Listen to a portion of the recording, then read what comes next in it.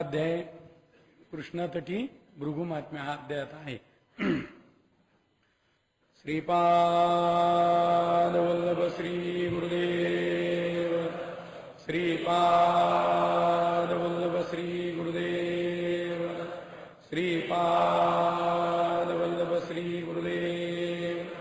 सद्गुरु अप्पा माऊली महाराज की जय. सद्गुरु नारायण महाराज की जय. गुरुदेव दत्त, गुरुदेव दत्त, गुरुदेव दत्त. पंचमाध्याय कृष्णतटी भृगुमाहात्म्य. श्री गणेशाय नमः. श्री दत्तात्रेयासी नमुनी. अवधूत मूर्ती श्रीपाद वल्लभ नृसिंह सरस्वती यासी नमुनी. येणे कारणे स्थवित असे सरस्वतीसी ग्रंथासी लिहित असे. शिष्य समुदाया समवेत बैसलो असता चर्चा करता प्रश्न निर्माण करती. ऐकण्यास उत्सुक असती ते शिष्य परिवार. आम्हासी तो प्रश्नासे एक मागील सर्व आपणाची केले कथन. परी आमच्या मनाशी येती काही विचार. तयाचे निरसन व्हावे म्हणून करीत असे विनवणी. तव समये गुरु बोलती सत्शिष्याशी. जी काय असेल शंका तुमचे मनी. निसंकोच मने सद्बुद्धी विवेक बुद्धीने विचारावे. तेनेच आम्हा बोलता येते ज्ञान. ऐसाची प्रश्न जो काही असेल तुमच्या मनी विचारावा निषेध. तव शिष्य बोलती नारायणपूर क्षेत्र ऐसे नाही क्षेत्र तुझे. येऊनी जनलोक घेती करोनी कल्याण. दत्तराज माऊली तया ठिकाणी असे विराजमान. येण्याची कारणे येऊनी जन होती आनंदित. परिमनी उद्भवत असे विचारावयासी म्हणून आपणासी विचारित असे. भुईंज असे क्षेत्र आपणची निर्मिले तयास. आगार ते पवित्र स्थल नसे जैसे कोठे. याची होय खात्री परी याची पूर्णत्वे माहिती नसे आम्हासे. तेचे आम्हा पृथक पृथक करून सांगिले. जेणे कारणे आम्हा सर्व शिष्यजनासी होय तेची प्रचिती.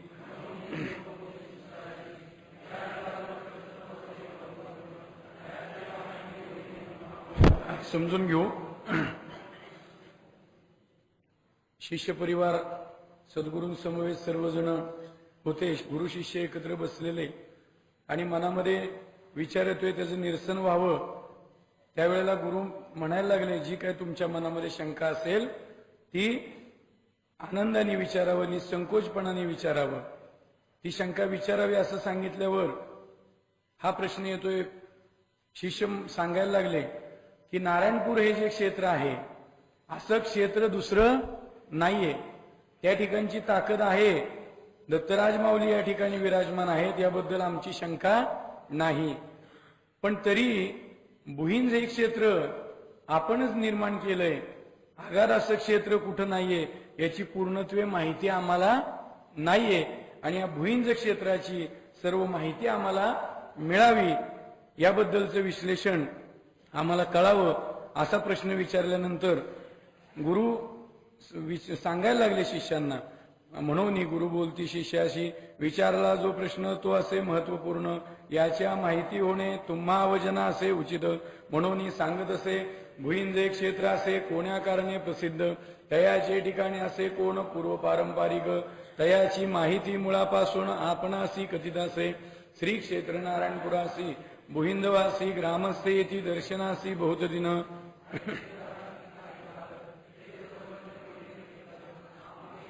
येणे झाल्यास होईल बरे म्हणून विचारले मजसी. येण्यासी कारण असावे म्हणजेच येणे असे उचित. आली असी होय सार्थक कारणेसी होय कृपा. म्हणून तयांनी करवला विचार. म्हणती गुरुसी जाऊ घेऊन एक दिवस त्या दिने ठेवू सत्यनारायण पूजा आणि होम हवन. याचे कारणे घेऊन जाऊ गुरुसी निश्चित. ऐसे ठरवून कार्यक्रमास निश्चित ठरविले जाण्याचे. दिन येता समीप गेले श्री गुरु सर्व शिष्यासहित भुईंज नजीक चाहुरात. सर्वजण मिळवून सामुदायिक ठेवले असे होम हवन पूजन.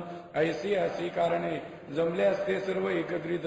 कार्यक्रम आटोपून बैसलो असता श्री गुरुसी घालावा हार. म्हणून तया ग्रामाचे प्रतिष्ठित व्यक्ती गणपतराव भोसले असती. तया ठिकाणीचे सरपंच यासी बोलाविले. आम्हासी देता हारणार. गणपतराव बोलती तया समयास महाराज यावे आमच्या घरास. तव तयासी बोलती श्री गुरुराज वारी केल्या विना नारायणपुरास नचे येऊ आम्ही तुमच्या घरास तव समय गणपतराव पावती मनासी खेद ठीक आहे ऐसे बोलती तव समयासीच दत्तकृपेने आम्हासी दिले असे जाणीव तैसेची गणपतरावाशी बोलू लागले विचारते झाले गणपतरावाशी मी इन ग्रामात परी एक मनी असे शंका तयाचे निरसन करावे तेच शंका बोलून दाखवित असे तयासी एक थोर महानैशी व्यक्ती समाधिस्थ असे आपल्या ग्रामी तयाचे घडवावे दर्शन तव ते असती जाणकार म्हणून बोलती आपण जे बोलला आपण जे बोलता वचनासी तयाशी आम्हासी असे जाणीव निश्चित आपणाशी आणू शकू म्हणून सांगितले तयावेळी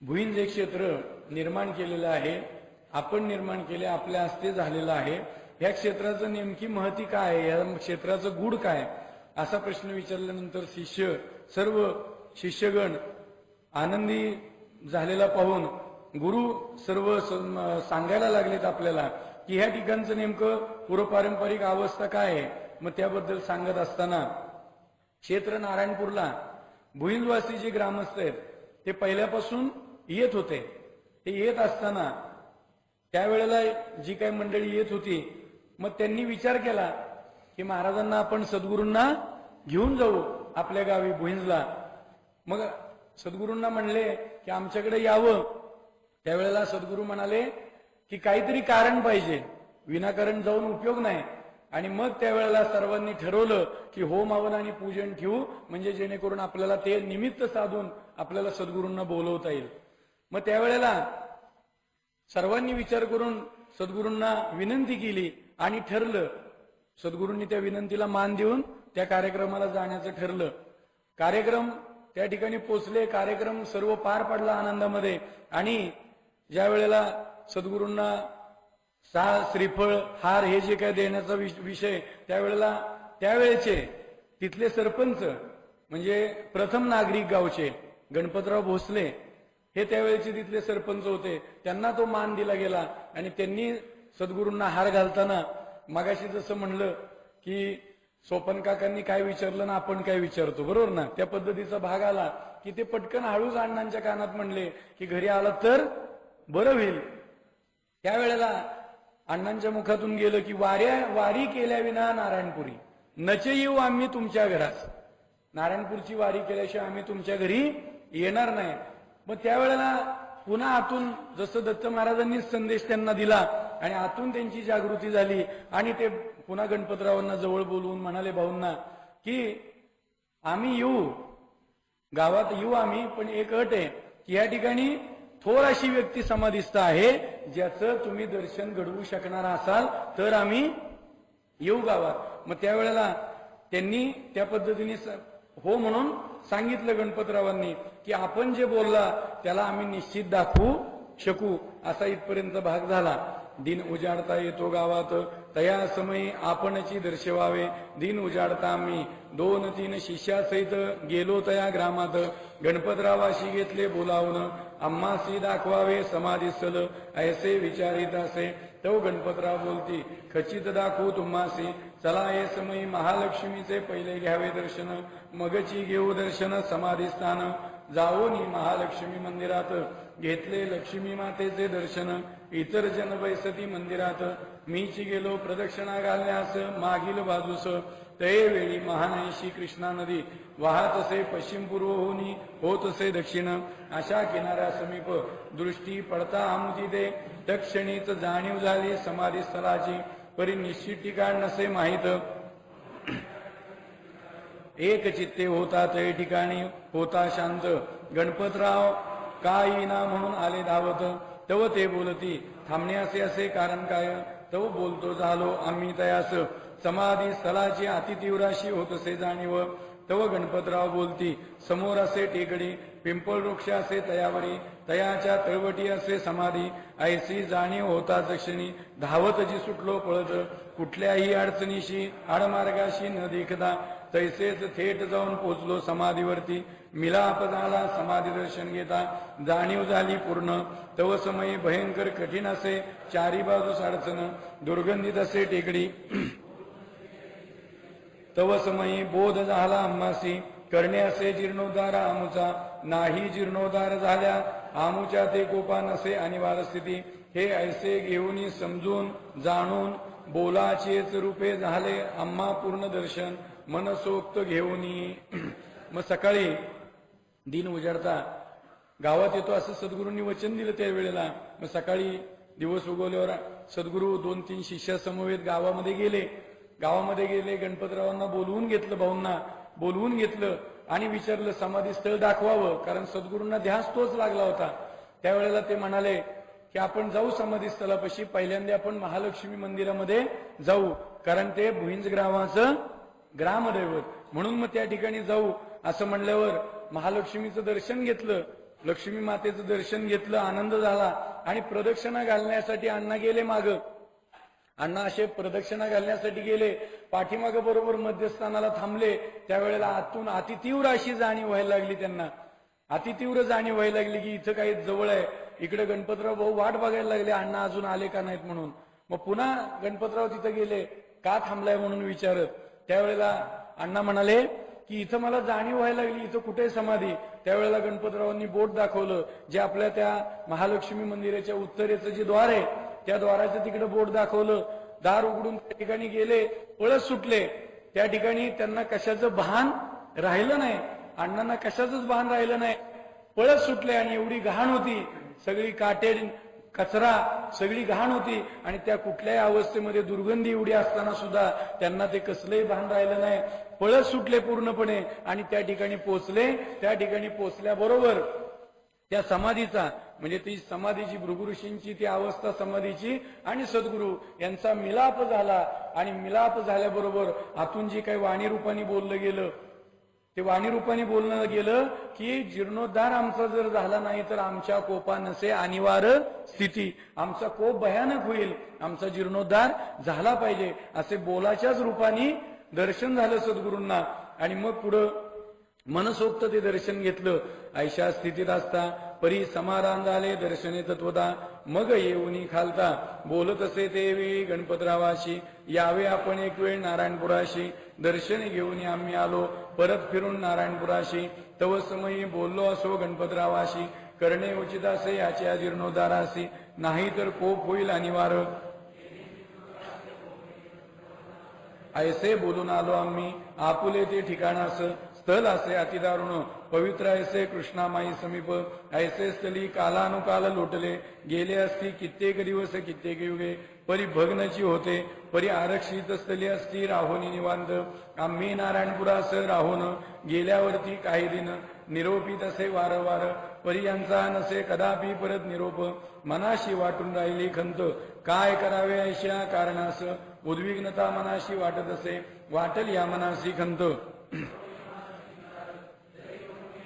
तयांचा उद्धार तरीच सद्बुद्धी देईल तया ठिकाणीचे ग्रामजनास म्हणून राहिलो निवांत पुढे काही लोटता दिन सुटपुट लागले असे मनात परितयाशी तयावेळी नव्हते गत्यंतर म्हणून मनाशी विचार करून असे शांत दिन लोटल्या काही तया ग्रामीचे जाधव घराण्यातील पुरुष बाबासाहेब जाधवराव तैसेची दुसरे बळीराम जाधव बाबासाहेबांचे द्वितीय बंधू झाले असती व्यसनाधीन ऐकून होते नारायणपूर महात्म्यास म्हणून बोलते झाले आपल्या ते बंधूस घेऊन या जाऊ नारायणपुरास तव समयी गेले सरपंच गणपतराव भोसले यांच्या पाशी तयाशी बोलती ऐकून असे नारायणपूर परी माहीत नसे आम्हास आपण तिघेजण मिळून जाऊ नारायणपुरास आमुचे ते बंधू कारण.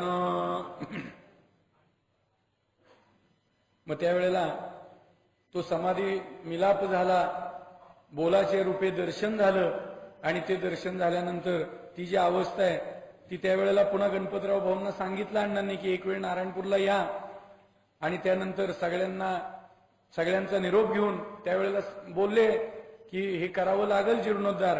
त्यानंतर पुन्हा नारायणपूरला आले अण्णा. त्यावेळेला गणपतरावांना जे सांगितलं होतं की जर जीर्णोद्धार झाला नाही तर कोप अनिवार्य होईल दुःख भोगावं लागेल असं सगळं सांगितलं. कालानुकाल लोटलेले आहेत कित्येक दिवस कित्येक युग झालीत पण एका बाजूला आरक्षित स्थळी निवांत राहिलेलं आहे. मग पुन्हा बरेच दिवस गेले इकडनं सद्गुरू आपले निरोप पाठवत होते त्या भुईंजकर ग्रामस्थांना काही दिवस बरेच दिवस हे जात राहिले, तिकडनं काही परत निरोप येईना. त्यावेळेला मनामध्ये खंत वाटायला लागली, सारखा मनामध्ये ते विचार करायला लागले की आता कसं व्हायचं. पुन्हा मग शेवटी सर्व भार दत्त महाराजांना टाकला आणि म्हणाले, जर तो उद्धार करून घ्यायचा असेल भृगु ऋषींचा, तर भृगु, लक्ष्मी माता आणि दत्त तेच बघतील काय असेल ते. त्यांच्या मनात आलं तर ते त्या ग्रामजनांना सद्बुद्धी देतील, असा सर्व विचार केला. परत काही दिन गेले, बरेच दिवस गेले आणि त्यावेळेला जाधव घराण्यातील म्हणजे बाबासाहेब जाधव आणि बळीराम जाधव यांचे दुसरे बंधू ते व्यसनाधीन झालेले होते. ह्या दोघांचे बंधू ते व्यसनाधीन झालेले होते. ते नारायणपूर महात्म्य जाणून होते, म्हणजे आपल्याकडे दारू सुट्टी हे जाणून होते. आपल्याकडचं महत्व आहे ना, आलेल्या लोकांची दारू सुट्टी ना, आपल्याकडे आलेल्या लोकांची, बरोबर आहे का नाही. यात्रेकरू कितीतरी आहेत ज्यांची दारू सुटलेली आहे. आणि अशा यात्रेकरूतूनच सद्गुरु कृपेने आज आपण भगवी वस्त्रामध्ये इथं बसलेले पण काही आहेत की ज्यांची दारू सुटलेली आहे, बरोबर आहे का नाही. हा अनुभव आहे, लक्षात घ्या. त्या पद्धतीनं त्यांना ते मर्म माहिती होतं नारायणपूरचं महात्म्य, पण नारायणपूरला कधी आलेले नव्हते. त्यामुळे मग पुन्हा गणपतराव भोसल्यांकडं ते दोघ जण गेले आणि त्यांनी सांगितलं की ऐकून नारायणपूर आहे आम्ही, पण आम्हाला माहिती नाहीये. मग तिघ जण मिळून आपण नारायणपूरला जाऊ आमच्या बंधूंसाठी, असा विषय झाला. मग म्हणून तयास घेऊन आले सर्वजण मिळून नारायणपुरास. गुरुवारचं दिनी आले नारायणपुरास. यात्रा होती आमाप, पाहून यात्रा दर्शन घेऊन दत्तात्रेयासी. झाले तयांचे अंतकरणी समाधान, ऐसे होताच बहुत दिवस. पाहता तयाचे बंधूस, दाखविले गुरु दत्तात्रेयांनी तयांचे आयुष्यमान. आयुष्यमान वर्तून परी, बोलता नये असे जाणीला विण. समाधी स्थलाचा जीर्णोद्धार असे म्हणी, जाणीव असे दर्शन समयाची बोलाची. बाबासाहेब दिसताची जाणकार व सुज्ञ, असता जाणकार यासी कथिता. सर्व वृत्तांत समजून घेतील ऐसे वाटले, म्हणून तयासी एकांत स्थली नेऊनी. कथिला तयांच्या बंधूंचा वृत्तांत, आजपासून मास 3 पर्यंत राहील तुमचा बंधू हे लोकात. तयानंतरी जाईल आपणा ते सोडून, खचितवाणी आपण दिसता सुज्ञ. म्हणून सांगत असे साधू संत योगी यासी, काही महत्वपूर्ण निर्णय बोलण्यासी असे बंदी. तयात मृत्यू धन चोरी, ऐसे कदापि न दर्शवावे. ऐशी असे बंदी, परी समाधी जीर्णोद्धाराचे मोहे. बोललो असो ती वाणी, कारण बाबासाहेबांचे बंधू 3 मासे होता मृत. परत ने ती संपल्या कारण, म्हणून मृत्यूचे ते कारण आगाऊ दर्शविले. येणे कारणे 3 मास लोटिता, सांगितल्या समयास बोलल्या समयास होय मृत. परिवर्तवल्या कारणे नसे दुःखित मन. विश्वासे असी पटिला क्षेत्र नारायणपुराचा, म्हणून विश्वास ठेवून तैसेच येऊ लागले नारायणपुरास. चर्चा होऊ लागली समाधी स्थलाबाबत. तव बाबासाहेब बोलती निश्चित करून मनी विचार. यावे आपण भुंज ग्रामात, निश्चित करू जीर्णोद्धार. आपुले व दत्तगुरुराजे आशीर्वादे. दिदले आश्वासन बाबासाहेब गणपतराव भोसले व बळीराव जाधव यांनी. ऐसे होता वार्तालाप, पुढे ठरले पुढे गेले. भुंज ग्रामासी जावयाचे निश्चित. मग ते दोघांचे जे बंधू ते व्यसनाधीन झालेले होते आणि व्यसनाधीन झालेले होते. मग नारायणपूरचं महात्म्य जाणून होते. मग गणपतराव भोसल्यांपाशी गेले, त्यांचं ठरलं नारायणपूरला जाऊ म्हणून. मग ते आले, गुरुवारला आले, यायला सुरुवात झाली त्यांची गुरुवारची. पाहून यात्रा दत्तात्रेयाला आनंद झाला, त्यांना समाधान वाटलं. असं बरेच दिवस गेले आणि बरेच दिवस गेल्यानंतर एक दिवस नेमकं त्यांचे जे बंधू त्यांना बघितल्याबरोबर सद्गुरूंना त्यांची कदाचित आयुष्य रेषा जी काय असेल ती त्यांना दिसली आणि त्यांना ती जाणीव झाली की आता हे गुढ वेगळं आहे. मग त्यावेळेला बाबासाहेब हे जाणकार आणि सुज्ञ त्यांना बोलवून घेतलं जवळ. खरा नियम असा आहे म्हणाले की साधू संत योगी यांनी मृत्यू धन आणि चोरी हे सांगायला बंदी आहे, पण कदाचित मनामध्ये त्यांचा विचार की समाधी जीर्णोद्धाराचा मोह आहे. त्याचं कारण त्यांना जी काय आयुष्य रेषा दिसली ती अशी होती. त्यांनी बाबासाहेबांना सांगितलं की आजपासून 3 मास, आजपासून 3 महिन्यांनी बरोबर तुमचा हा बंधू हे लोकात राहणार नाही, हे लोक सोडून जाईल. आणि अशा पद्धतीने ही जी वाणी आहे ती सुज्ञ म्हणून सांगितली. मग समाधी जीर्णोद्धाराचा मोह, मोह म्हणजे काय हो, तर त्याच्या मागं त्या मोहात सुद्धा वेगळी अवस्था होती. त्याचं कारण तिथं तर वाणी रूपाने दर्शन झालं होतं की जर हा जीर्णोद्धार झाला नाही तर आमच्या कोपा नसे अनिवार्य स्थिती. मग हा मोह कुणासाठी होता? भुईंज ग्रामासाठी होता. कुणासाठी होता? हा सद्गुरूंचा मोह नव्हता, सद्गुरूंसाठी नव्हता, जनसेवेसाठी होता. पुन्हा जनसेवा आली, बरोबर ना. तो मोह त्यांना त्यासाठी वाटला. आणि मग त्यानंतर सांगितलेल्या समयाला, बोललेल्या समयाला बरोबर 3 महिने झाल्याबरोबर त्यांचे ते बंधू मृत झाले. पण आधी सांगितल्यामुळे त्यांना दुःख वाटलं नाही आणि विश्वास अजून वाढला आणि ते सतत नारायणपूरला यायला लागले सगळेजण. मग असंच काही काळ लोटल्यानंतर गावामध्ये चर्चा झाली असेल, एवढा मोठा दृष्टांत घडलाय म्हणल्यावर घडलेली सत्य हकीकत घडलेली दिसली. मग जागे झाले सगळे आणि मग सगळ्यांनी ठरवून जे होते बाबासाहेब, हे सगळ्यांनी, बाबासाहेब, गणपतराव भोसले, बळीराम जाधव, हे सगळेजण मिळून सद्गुरूंना म्हणाले की आपण जीर्णोद्धार करू भुईंज मठाचा, भृगु ऋषींचा. आणि मग त्यावेळेला त्यांनी सद्गुरूंना विनंती केली की आपण यावं, पुढे आपण कामाची सुरुवात करू असं म्हणून विनंती केली. आणि मग त्यावेळेला सद्गुरूंनी भुईंज ग्रामाला जायचं निश्चित केलं. तव एके दिनी गेलो असता भुईंज ग्रामासी, बोलावून एकत्रित ग्रामवासयासी, चर्चा करतो झालो सर्वासी, वयस्करची असती जन, तयासी पुसिता आपणासी असल्या ऐकिल्या, जाणल्याशी असेल माहीत, तव ते बोलावे, तव ते वयोवृद्ध जन बोलती, यासी म्हणती भृगुमठ, तया ठिकाणी असती समाधी, युगानुयुगे कालानुकाले, न माहीत पडती आम्हासी, परी भृगूचा असे मठ, ऐसे खचित ऐसे तयासी चर्चा करुनी, समजावून दिले तयाचे जागृतीसी, आणि समजावून सांगितले स्पर्शदर्शन वृत्तांतासे, तव ग्रामवासी बोलती एकमेकात, ऐसे येऊन गेले किती एक रथी महारथी महाराज, परी यासी बोलोनी नाही आले घडवता, परी हे काय घडवणार, ऐसे एकमेकात करती चर्चा, चर्चा होता जनासी, उमगले आम्हासी, परी याते बोलोनी नाही बरिया बोलाती, म्हणून निवांत तैसाची राहिलो. बाबासाहेब गणपतराव पाटीलनी बळीराम यांनी कथिल्यावरी वृत्तांतास, यांचा विश्वास असे पाहिल्या नारायणपूर, म्हणून यांनी दिले आश्वासन, खचित करू मठाशी पूर्ण आपुल्या कृपे, तव ते समय महालक्ष्मी मंदिरात गेलो दर्शनास, तव येतियात सर्वही असले जन, कारण ते असे भुईंज ग्रामाचे ग्रामदैवत, म्हणून आले सर्वही आत, तया समयी हात जोडून भावपूर्ण मतेसी, विनती केली जगन्माता जननीसी, आपुल्या कृपे भृगुमठाची जीर्णोद्धाराची, करणे असे दुरुस्ती, झाले पाहिजे कामकृष्ण विनती आपणासी करीत असे, मी या ग्रामवासी जनासी बोलता, स्पर्श दर्शने जी झाली वाणी, ती कळणे नसे या जनासी, समजून न घेती मजसी पाहुनी, म्हणून आपणा ते जगन्माता महालक्ष्मीसी, विनती करीत असे आपल्या चरणी, आपल्या मस्तकी टपोरे असे गुलाब पुष्प, जनाकारणे फुल मस्तकावरून खाली टाकून द्यावा विश्वास प्रकट करून. मग बोलावणं आलं सद्गुरूंना आणि सद्गुरूंनी जायचं निश्चित केलं. निश्चित केल्यावर एक दिवस भुईंज ग्रामाला गेले. सगळेजण ग्रामवासी जमा झाले त्या ठिकाणी. महालक्ष्मीच्या मंदिरामध्येच सगळेजण जमले. महालक्ष्मी मंदिरामध्ये सगळेजण बसलेले होते.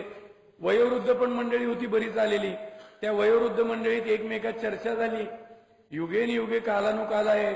सद्गुरूंनी विचारलं की ह्याला नेमकं काय म्हणतात हो, ह्याला इथं म्हणजे मठ नेमका कुठला आहे, काय आहे, असं जाणून घेण्यासाठी त्यांना विचारायला लागले. त्यावेळेला प्रत्येक जण वेगवेगळ्या पद्धतीने सांगायला लागलं की भृगूचं मठ असं म्हणतात, पूर्वज सुद्धा असंच बोलत आलेत, ही चर्चा एवढीच आम्हाला माहिती आहे.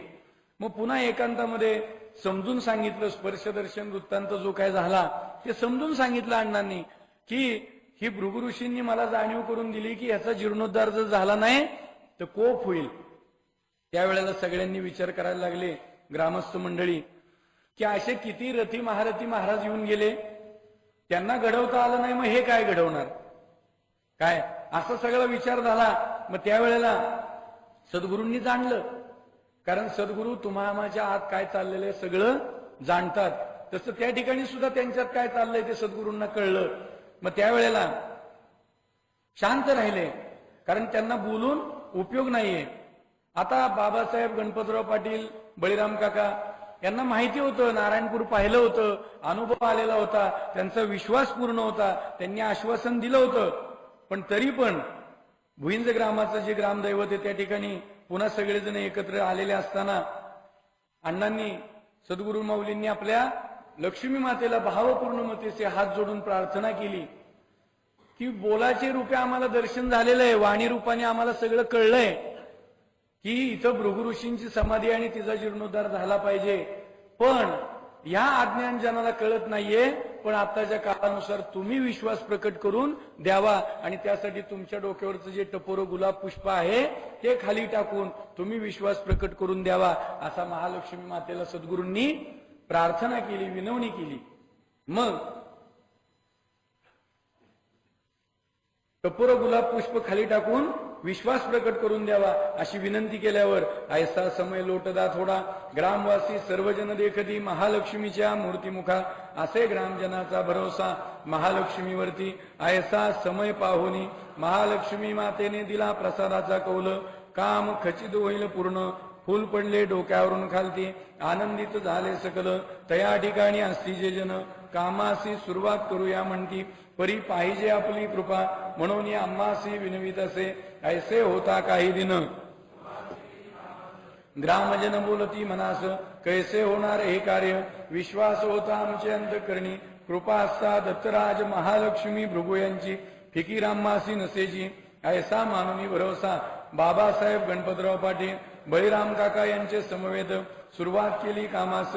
ऐसे स्थल असे भृगु महर्षी यांचे समाधी स्थल. ऐसे महती बोलता शिष्यासी, तव शिष्य बोलते विचारते प्रश्नासी. भृगु वसती कोण कोणाचे, तयाचे असे कार्य काय, आजीच्या समयासे असी पुरावासे काय. यासी समजावून बोलीजे आम्हासी, हे समजल्याशी होईल समाधान. आमुचे चित्ता म्हणून बोलीजे, तव गुरु बोलती सांगतो आपणासी. ऐकावे एकचित्त होनी भृगु असे महाज्ञानी, आचार्याशी पदवी पत्करुणी जगात करवले असे ख्याती. भृगुसहिता लिहिले असे यांनीच, आणखीने विविध ग्रंथ लिहिले असे यांनी. परी भृगुसहिता ही असे जगात प्रसिद्ध, भृगुसहिते समान दुसरा ग्रंथ नसे कोठेही. ऐसे अलौकिकास लिहिले असे भृगूंनी, ऐसा महान तपस्वी असे भृगु ऋषी. टपोराचं गुलाब पुष्प खाली मस्तकावरून खाली टाकून विश्वास प्रकट करून द्यावा अशी विनंती केल्यानंतर सगळ्या ग्रामजनांचं लक्ष महालक्ष्मीच्या मूर्तीमुखाकडे गेलं. ग्रामजनांचा भरोसा कुणावर होता? महालक्ष्मीवरती, कारण ते भुईंज ग्रामाचं ग्रामदैवत होतं. त्यांचा संपूर्ण भरोसा त्या महालक्ष्मी मातेवर होता. थोडा वेळ गेल्यानंतर महालक्ष्मी मातेने प्रसादाचा कौल दिला, डोक्यावरनं फूल खाली पडलं, सर्वजण आनंदित झाले आणि मग कामाला सुरुवात करू असं म्हणायला लागले. आणि त्यानंतर ग्रामजन मनामध्ये विचार करायला लागले की हे नेमकं कार्य कसं तडीला जाणार.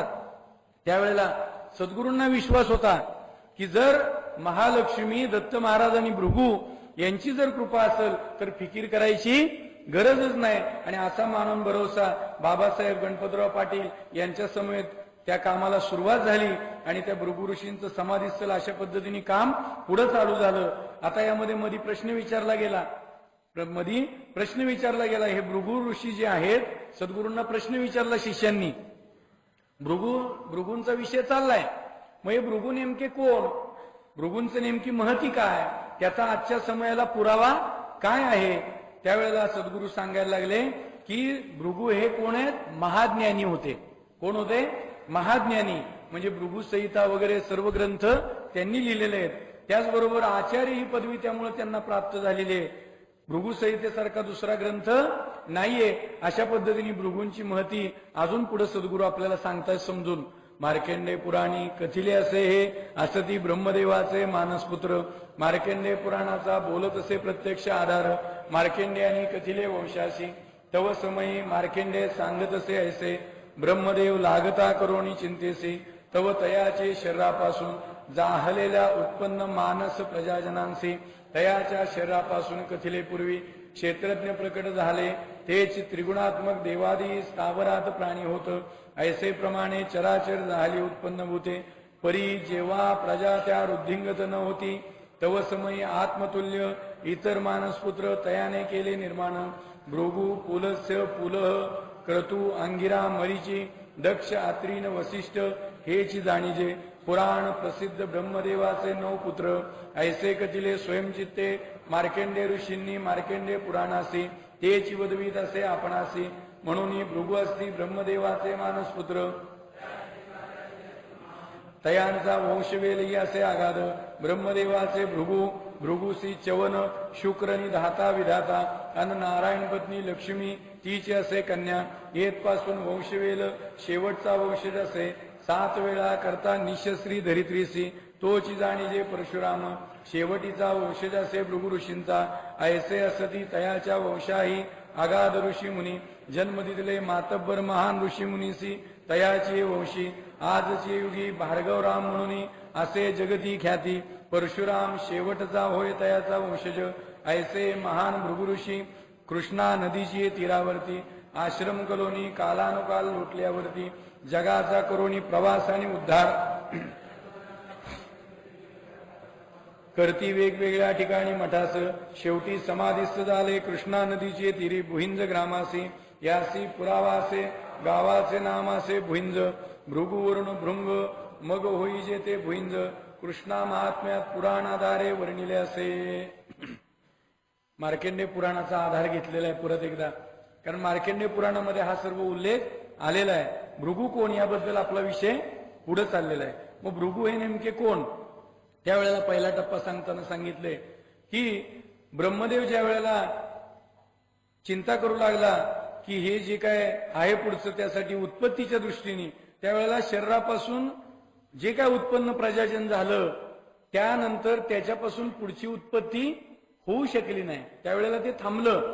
मग पुन्हा विचार करायला लागले की हे जे काय आहेत मग नेमकं काय करायचं, प्रजावृद्धिंगत जर झाली नाही तर पुढची ही सृष्टी कशी चालणार.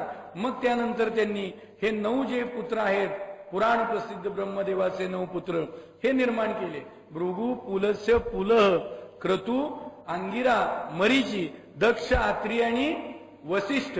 म्हणजे आपण हे मूळ पुत्र ब्रह्मदेवाचे, म्हणजे आपण आपल्याला गोत्र माहिती असेल कदाचित, बरोबर ना. मग या गोत्रांमध्ये ही नावं आहेत, या संतांची नावं या ऋषींची नावं आहेत. हे ऋषीमुनी म्हणजे हे मूळ तिथून पुढे सगळी गणित सुरू होतात. मग मार्कंडेय ऋषींनी मार्कंडेय पुराणामध्ये याचा सगळा उल्लेख केलेला आहे की भृगु म्हणजे कोण, ब्रह्मदेवाचे मानसपुत्र. मग त्यांचं कार्य सुद्धा महान आहे, त्यांचं पुढे वंशवेल सुद्धा आगाध आहे. भृगु, त्यानंतर भृगुला चवन शुक्र धाता आणि विधाता, आणि त्याच पद्धतीने नारायण पत्नी जी लक्ष्मी शेजारी मंदिर, ती लक्ष्मी म्हणजे साक्षात भृगु ऋषींची कन्या. एवढं मोठं गुढ त्यामध्ये आलं. आणि त्यानंतर शेवटचा जो वंशज त्यांचा 7 वेळा निशस्त्री भूमी केली असा तो परशुराम, शेवटचा वंशज भृगु ऋषींचा आगाध ऋषी मुनी. त्यानंतर मातब्बर महान झाले आणि कृष्णा नदीच्या काठी भृगु महर्षी कालानुकाल सगळीकडे जगाचा प्रवास केला, सगळीकडे जगाचा प्रवास करून फिरले आणि शेवटी समाधिस्थ कुठे झाले, भुईंज गावाला. त्याचं कारण पुढचं गुढ सांगतायत. भृगुवरून भृंग मग होई जे ते भुईंज. कृष्णा महात्म्यात याचं सगळं वर्णन केलेलं आहे, कृष्ण महात्म्यात वर्णन केलेलं आहे. भृगुनंदन जो शुक्र तयाने तपश्चर्या केली चंद्रेश्वर मंदिरा समीप, तेची मंदिरासे मठाचे नजीक. ऐसा हा असे आधार जाणीजे शिष्य हो आणखीनही सांगत असे पुराव्यासी. पृथ्वीसी निर्मित्या समयासी पृथ्वी शांती कारणे करावे होमावनासी. ते काळी सर्व मुनिजन आणि ब्राह्मण यासी जमुनी एकत्रित करते झाले यज्ञास. परियज्ञासी आतिथ्य असावा कोण, म्हणून प्रश्न झाला असे निर्माण. कारण ब्रह्मा विष्णू आणि महेश असती सर्वची समान. सान थोर मानावा कवनास, याची कारणे होतील दुष्परिणाम. यासी करावा काय तो पाव, ऐशा स्थितीसी प्रश्न पडला घन. ऋषी मुनींसी तव चिंता लागली असे म्हणी, यासी करावा काय उपाव. ऐसे समयी नारद मुनी आले तया स्थानाशी. ऋषी मुनीसी पाहुनी संकोचित, नारद मुनी बोलते झाले तयास. आपल्या मनी चिंता असे, काय कारण त्याची सांगावे. तव बोलती ऋषीवर, आपण आला ती योग्य समयास. आम्हा ते पडला असे प्रश्न, म्हणून आपण आला ते योग्य समयासी. सांगावे आम्हा उपाय, यज्ञ करण्यासे जनकल्याणासी. यज्ञासी आतिथ्य असावे कोणासी, येणे कारणे आमचे मनी खंत पडली असे. उपाव सांगावा आम्हासी. ब्रह्मा विष्णू महेश असती समानाची. आतिथ्यासी बोलवावे कोणासी, हे चिन्ह कळे आम्हासी, ऐसे अडल्यासी सांगावा मार्ग. तो नारद विचार करती म्हणी, विचार केल्या प्रश्न खचित असे अवघड, परी यातून मार्ग काढलाच पाहिजे. बोलते झाले सर्वासी, आपणा सर्वात भृगुमर्षी असती, सर्वाहून श्रेष्ठ वयोवृद्ध व तपोनिष्ठ. याच्यावरती सोपवावे ऐसे हे कार्य, सोपवता ऐशा कार्यासी. निगते झाले भृगु आमंत्रण करण्यासी, प्रथमच गेले ब्रह्मयापाशी. हा विषय पुढे घेऊ, आधी पहिलं समजून घेऊ की मग भृगुनंदन जो शुक्र त्याने तपश्चर्या चंद्रेश्वर मंदिरा समीप केली, त्यांचं सुद्धा मंदिर मठाच्या जवळच आहे. आणि महत्वाचा पुरावा आता सद्गुरू आपल्याला सांगायला लागलेत की पृथ्वी निर्मित्या समयाला पृथ्वी शांती करण्यासाठी ज्या वेळेला होम हवन करायचं ठरलं, त्यावेळेला मुनिजन, सर्व ब्राह्मण, सर्व मुनिजन एकत्र आले. पण यज्ञाला अतिथी कोण असावा हा प्रश्न पडला. कारण ब्रह्मा, विष्णू आणि महेश हे तिघही समान आहेत. आता यामध्ये लहान मोठं कुणाला मानावं, थोर आणि लहान कुणाला म्हणावं हा प्रश्न पडला. आणि ह्या प्रश्नाच्या त्या विचारांमध्येच असताना नेहमीप्रमाणे नारद मुनी योग्य वेळेला येतात. त्याच पद्धतीने नारद मुनी त्या ठिकाणी आले आणि नारद मुनींनी त्यांना चिंताग्रस्त पाहिलं आणि त्यावेळेला सगळ्यांना म्हणाले, तुम्ही चिंतेत दिसताय, काय कारण आहे? त्यावेळेला यांनी सांगितलं, यज्ञ करायचं ठरवलंय आम्ही, पण यज्ञाला अतिथी मुख्य कोण असावा? कारण ब्रह्मा, विष्णू, महेशामध्ये श्रेष्ठ, अमुक तमुक, कमी जास्त हे म्हणण्यामध्ये आमचं सामर्थ्य नाहीये. त्यामुळे आम्हाला प्रश्न पडला की कुणाला बोलवावं. मग त्यावेळेला नारद मुनींनी विचार केला, प्रश्न अवघड आहे म्हणाले, प्रश्न अवघड आहे, पण आपल्याला हा विचार तर केलाच पाहिजे. मग त्यावेळेला त्यांनी सांगितलं, आपल्यामध्ये सर्वात वयोवृद्ध तपोनिष्ठ असे भृगु आहेत, त्या भृगूंवरती हे कार्य सोपवावं, भृगु ऋषींवरती हे कार्य सगळं सोपवावं. असा विचार केल्यानंतर भृगूंवरती हे कार्य सोपवलं गेलं. सोपवता ऐशा कार्यासी, निगते झाले भृगु आमंत्रण करण्यासी. प्रथमची गेले ब्रह्मयापासी, तव ब्रह्मास्ती एकांतवासात. सावित्रीस विराजमान, भृगुसी न करता ऐशा समयासे आतिथ्य. येणे कारणे कोप चढून भृगुशी, शाप देते झाले ब्रह्मासी. ऐशा तुमच्या कारणासी, बोलतसे शापवाणी, आपले मंदिर न होय पृथ्वी तलावरती. ऐसी शापवाणी बोलून निगते झाले तक्षणे ग. मग ते निघून गेले थेट कैलासास. गेले असता कैलासास, शिवपार्वती असती एकमेकाशी मग्न होनी. मग ते ऐशा समयी न करती विचार आली अतिथीचा. ऐशी स्थिती व समय देखता भृगु क्रोधायमान होनी. शाप देते झाले शिवासी, या पृथ्वी तलावरती तुझी कदापि न होय मूर्ती पूजा, होईल लिंग पूजा. ऐसा शाप देऊनी निघते झाले, तेथून आले वैकुंठास. भृगु येताच झाली जाणीव विष्णूस, लक्ष्मी सहित बैसले असता शेषावरती. पाव रगडीत असे ती तया समयास लक्ष्मी. ऐसे पावनी चित्रासी, जाण होनी विष्णूस. समीप येताची भृगुमर्षी, सावध झाले अंतकरणी. परी भृगुने मागील पुढील न विकरता विचार. लता प्रहारे ताडण केले श्रीहरीच्या छातीवरती. खाली उतरून पाव चेपते झाले भृगुमर्षींचे. दुःख न मानिता आनंदून म्हणत असे, त्रास झाले असेल आपल्या पायास. ऐशे समजून घेऊन भावासी, निगते झाले तेथून तव समयासी. तेथून आले निघून ऋषीजन मेळाव्यासी. तव तयाचे येऊन समीप, बोलते झाल्या वृत्तांतास. म्हणती सर्वाहून श्रेष्ठ असे तो चक्रपाणी जगतपालक विष्णू. कथिले असे ऋषी आणि ब्राह्मण जनासी, अगोदरच्या वृत्तांतासी. म्हणून भृगु ब्राह्मणासी ऋषीजन सारे म्हणती. जगतपालक असे जो विष्णू चक्रपाणी, जयाचे नावही उच्चारिता. होय पापाचे क्षालन, ऐसा जो जगतपालक विष्णू भगवान. यासीही आपण तारिले लात मारून. ऐशा कारणे होय पाप खचित, तो भृगु करुणी विचारमणी. सर्गरीत होऊनी अंतकरणी, जाहल्या कर्तृत्वासी समजावून घेती. मजसेपासून पाप झाले असे निश्चिती. तव ते बोलती ऋषी ब्राह्मण मेळासी. म्हणती यासी सांगावा पाप धुवून जाण्याचे कारणे उपाव.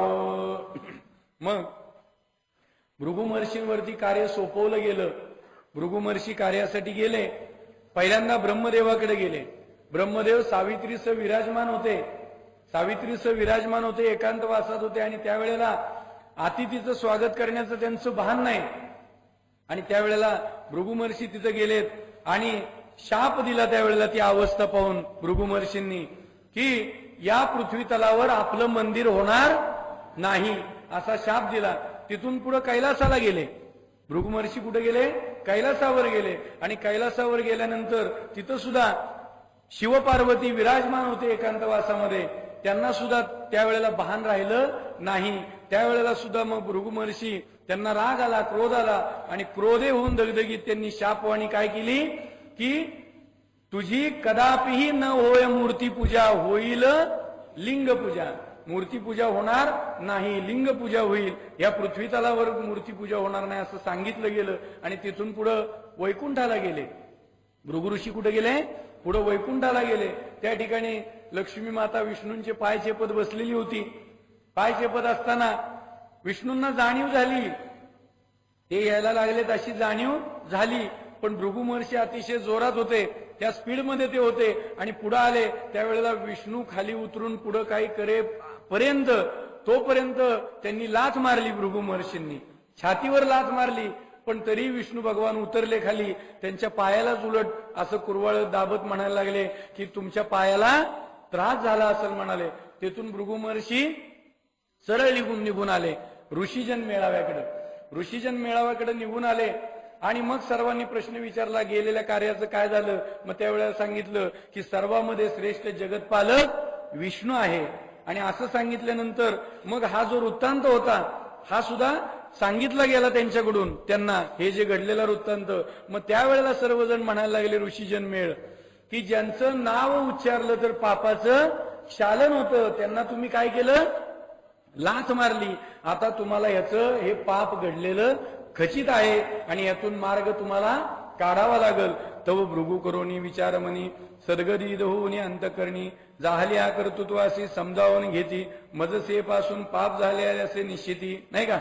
बरोबर ना? अशा पद्धतीने त्यांना जाणीव झाली की माझ्यापासून पाप झालं. आणि त्यावेळेला ऋषी ब्राह्मण मेळाव्यामध्ये पाप धुवून जाण्यासाठी उपाय विचारला. ऋषीजन मेळ सगळे सांगायला लागले. याचा जो दाखला आहे कृष्णा महात्म्यामध्ये याचा उल्लेख केलेला आहे सर्व. त्यामध्ये 48व्या अध्यायामध्ये सांगितलंय की आपण कुठं जावं? कृष्णा नदीच्या तटाला जावं. कृष्णा वेण्णा संगमावरती पवित्र स्थळ आहे, त्या ठिकाणी जाऊन तपश्चर्या करावी म्हणजे पापाचं शालन होईल. आणि ते पापाचं शालन होऊन आपल्या कृपे भृगु नावानी म्हणजे तुमच्या नावानी ते स्थान काय होईल? प्रसिद्ध होईल. असं कृष्णा महात्म्याच्या 48व्या अध्यायामध्ये सांगितलेलं आहे.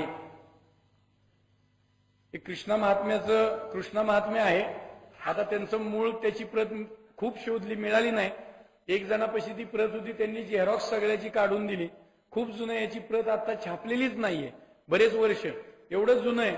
मग त्याची झेरॉक्स काढली. आपल्याला मूळ हेतू आपला काय आहे हे मर्म जाणून घ्यायचं. झेरॉक्स असो नाही तर काही असो, बरोबर ना? यातला हा 48वा अध्याय आणि त्यामध्ये उल्लेख केलेला आहे. आपण थोडंसं त्याबद्दल चर्चा करू. हा जो आत्ता घडलेला विषय तो सगळा आला आणि त्यानंतर भक्तवत्सल ब्राह्मण प्रिय म्हणे आजी मी धन्य धन्य ऐसा देवादिदेव वंद्य पाहोनी भृगु निघाला येवोनी ऋषी समाजात म्हणे श्रेष्ठ एक रमानाथ. नाही का? रमानाथ म्हणजे विष्णू श्रेष्ठ आहे. अहो मारी मी या लाथ परी शांत देव तो. लाथ मारली तरी पण तो देव शांत राहिला. ऐसी भृगुची आई कोणी बोली म्हणे तयाला ऋषी मंडळी साक्षात अच्युत तया मारिली लाथ कैसा पवित्र तू. नाही का? साक्षात अच्युताला तू लाथ मारली, आता तू पवित्र कसा काय? तू अपवित्र झाला असा त्याचा अर्थ भृगु ऋषींना सगळेजण म्हणायला लागले. जयाचे ऐकता भक्त चरित्र पाप वर्ता होय वर्ज्र तया मारिता लाथ रे विप्र आससी कैसा पवित्र तू. या परी परी सोनी मुनी भाषण नमोनी म्हणतसे भृगु ब्राह्मण चुकलो सांगा कृपा करून पावन व्हावया उपाय. मी चुकलोय, आता मला उपाय सांगा, पावन व्हावं. मी पतित झालोय, मी पावन व्हावं म्हणून उपाय सांगावा. तदा म्हणती मुनी ऐक कृष्णा वेणी माझी एक तीर्थ संगम विश्वतारक तेथे जाओनी पूत हो.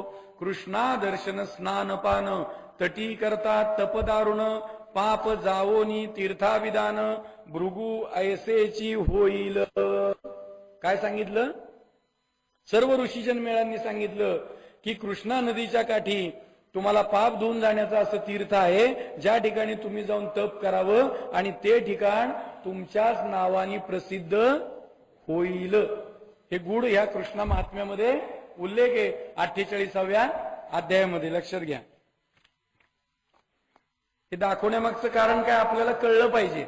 हे सगळं काय सत्य आहे, त्यामध्ये कोणतंही असत्य नाहीये, समजून घ्या. ऐसा हा पुरावा असे पुराणाधिकांनी कथिल्यावरुनी तैसेची मठ समाधीची बाजूसी महालक्ष्मी स्थापिले असे जाण निश्चिती. तव हे असे कोण मार्केंडे पुराणी बोलले मार्केंड्यांनी तीच असे नारायण पत्नी लक्ष्मी भृगुमठा समीप असे हा पुरावा. ऐसे असती जनाकारणे पुरावे आम्हासी बोधामृते कथिले असेची परी अज्ञान जनासी न कळे म्हणून सांगत असे या पुराव्याशी. ऐसे असे भृगूचे महात्म्य आणि स्थल ठिकाण याचा ग्रामजनांनी आमचे आज्ञेवरून परिपूर्ण केला जीर्णोद्धार. समाधीवरी बांधिले मंदिर समीपासे गणेशाचे मंदिर तयाचे बाजूस असे दत्तात्रेय व शिवलिंग दुर्गाजीचे मंदिर.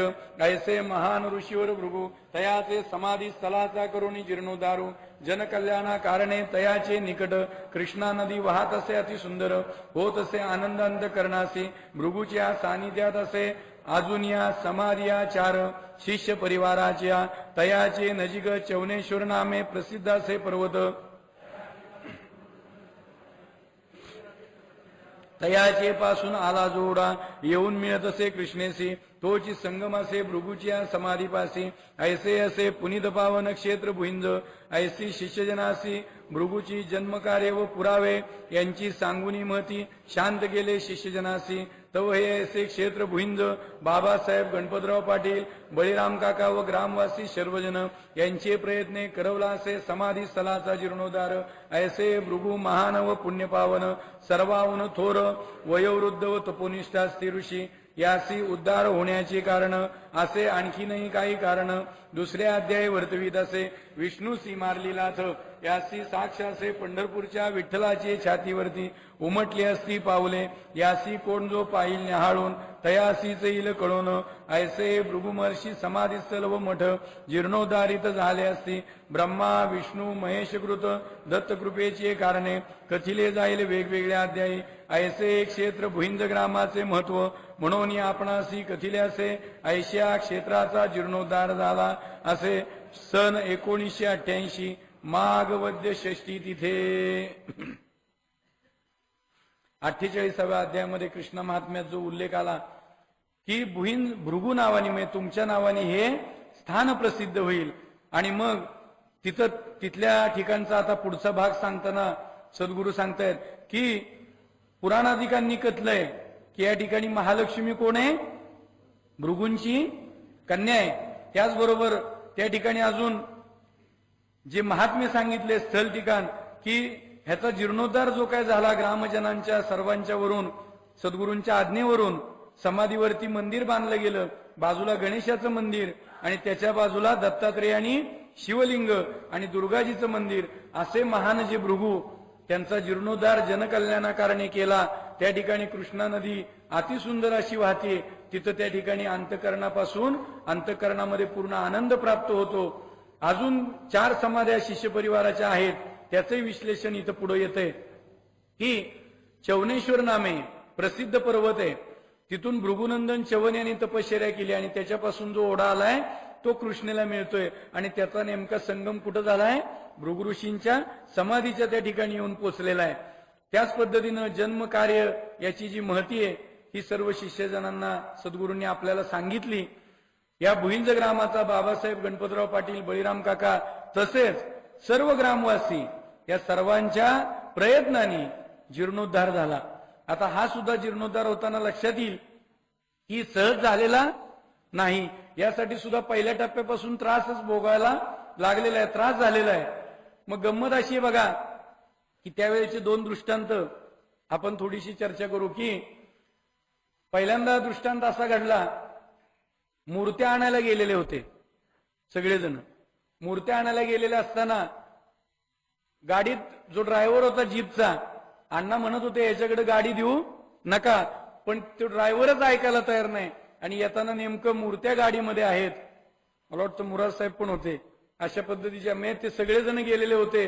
गणपतराव भाऊ, बाबासाहेब बळेम हे सगळे गेलेली मंडळी होती. आणि त्याबरोबर गेलेले असताना येताना घाटामध्ये त्याचा तोल सुटला आणि पलटी झाली गाडी पलटी झाली. मुराद साहेब होतेच म्हणलं, मुराद साहेब पण होते.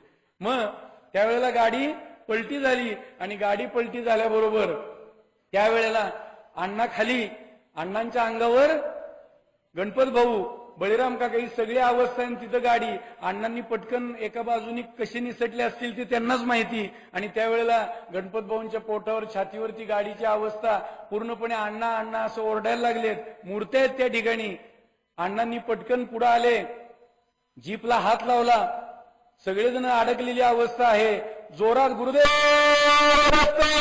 असं म्हणले आणि म्हणल्याबरोबर जीप उचलली. पूर्ण एकट्याने जीप उचलली. आणि त्या क्षणाला खालून येणाऱ्या गाडीच्या प्रकाशामध्ये, थोड्याशा अंधुक प्रकाशामध्ये सद्गुरूंचं जे काय स्वरूप गणपत भाऊंना दिसलं ते काय असेल ते समजून घ्या. त्यानंतर पुन्हा भुईंज ग्रामामध्ये ती पुढची तयारी झाली. ग्रामप्रदक्षिणा झाली. सगळेच जाधव त्या ठिकाणी, आणि त्यावेळेला मग नेमकं आपले गुरुबंधू अशोक भाऊ, आपले अशोक पाटील, त्यांचे वडील, ते नेमके त्यांनी देह ठेवला असं कळलं. आतमध्ये गेले ते. आता काय करावं, सगळ्यांची अवस्था वेगळी झाली. आणि त्याच वेळेला नेमकं त्यांनी थोडस चेहरा पडला त्यांना, पण चर्चा करून उपयोग नाही, कारण पुढं वेगळं मांडलेलं आहे. दारापाशी आले, त्यांचा चेहरा एकदम बारीक झाला होता. आपल्या मुरार साहेबांचे बंधू मुकुंद काका ते नेमके त्या ठिकाणी गेले. त्या ठिकाणी त्यांनी पाहिलं, म्हणाले काय झालं, चेहरा बारीक दिसतोय. मग हळूच बोलवून घेतला, असं झालंय. मुकुंद काका म्हणाले थांबा. आप्पा माऊलींना बोलवून घेतलं. आप्पा माऊलींना बोलवलं. आप्पा माऊलींनी पहिल्यांदा दारापाशी असा हात धरला आणि म्हणाले की अण्णा महाराज या ठिकाणी असताना त्याची ताकद होणार नाही न्यायची म्हणाले. आणि मग आतमध्ये गेले. आतमध्ये गेल्यावर म्हणाले पाटील उठा, झोपलाय काय. आणि असं म्हणल्याबरोबर जांभळी देत ते उठले.